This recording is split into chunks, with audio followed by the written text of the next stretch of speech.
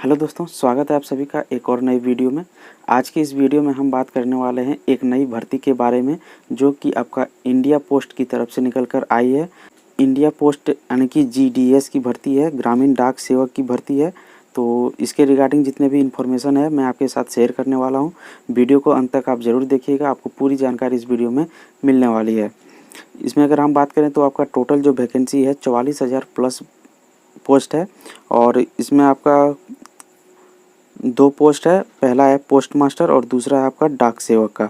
दोनों मिलाकर इसमें आपका 44,228 पोस्ट पर वैकेंसी निकाली गई है।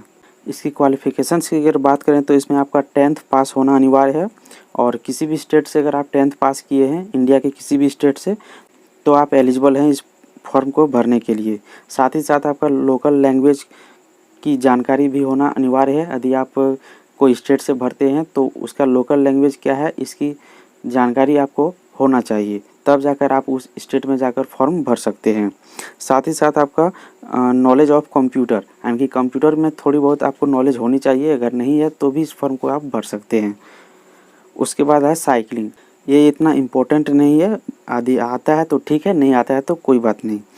साथ ही साथ अगर हम बात करें वैकेंसी डिटेल की तो इसमें आपका जो स्टेट वाइज जो वैकेंसी है यहाँ पर देख सकते हैं, जैसे कि 13 नंबर पर है आपका झारखंड और झारखंड का लैंग्वेज जो है आपका हिंदी आपको आना चाहिए। और इसमें आप देख सकते हैं कि 895 पोस्ट आपका यूआर यानी जनरल पर निकाली गई है और 224 पोस्ट है आपका ओबीसी पर और एससी कैटेगरी के लिए 233 पोस्ट है। एससी कैटेगरी के लिए आपका 515 पोस्ट है और ईडब्ल्यूएस कैंडिडेट जो हैं उसके लिए 189 पोस्ट है यानी कि 189।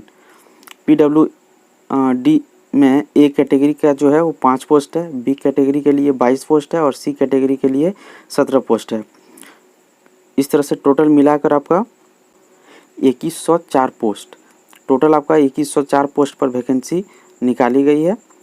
इसका इम्पोर्टेंट अगर डेट की अगर बात करें तो आपका registration and submission of online application date आपका है 15 जुलाई 2024 और अंतिम डेट है आपका 5 अगस्त 2024 तक आप इसमें अप्लाई कर सकते हैं। वहीं आपका अगर अप्लाई करते समय अगर कोई आप गलती कर चुके हैं तो उसके लिए आपका करेक्शन डेट आपका जो है सो 6 अगस्त से लेकर 8 अगस्त 2024 के बीच में आप कर सकते हैं, यानी कि 3 दिनों का टाइम आपको दिया जाएगा, इसके बीच आप करेक्शन कर सकते हैं।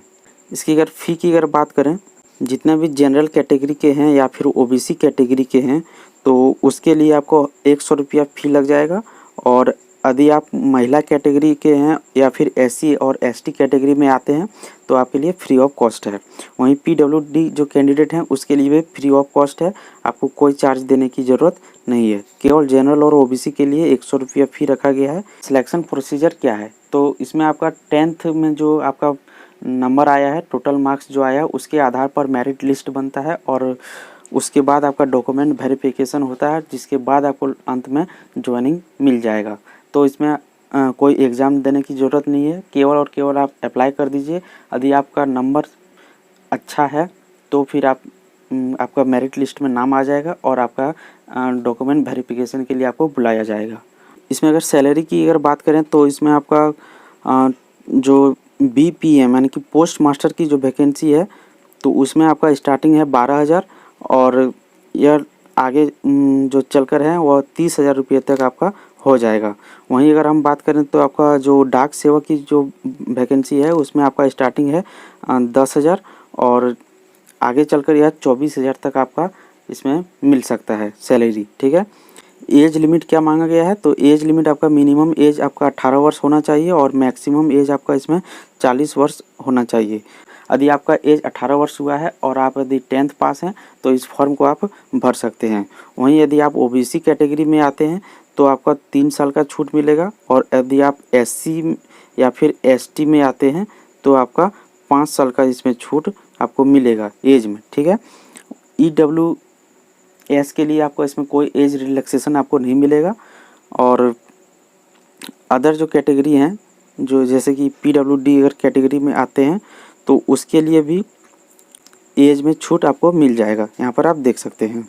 फॉर्म को भरते समय आपको इसमें टोटल मार्क्स नहीं देना है, आपको देना है इसमें ग्रेड पॉइंट। आपका कितना ग्रेड पॉइंट आया है उसको आपको फिल करना है, ना कि आपका कितना टोटल इसमें मार्क्स आया है। ठीक है, उसके बाद हम बात करते हैं इसका जो डॉक्यूमेंट क्या लगने वाला है। तो इसमें ज़्यादा कुछ नहीं, 10th का अगर आप पास किए हैं तो उसका मार्कशीट लग जाएगा, और इसके साथ आपका कोई एक आइडेंटिटी प्रूफ चाहिए, जैसे कि आधार कार्ड भी आप दे सकते हैं। उसके बाद आपको एक कास्ट सर्टिफिकेट की आवश्यकता है।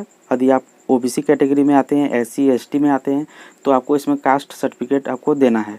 उसके बाद अगर आप EWS कैटेगरी में आते हैं तो EWS का सर्टिफिकेट देना है। यदि आप PWD कैटेगरी में आते हैं तो उसका सर्टिफिकेट आपको देना है, और साथ ही साथ आपको इसमें मेडिकल सर्टिफिकेट भी देना है।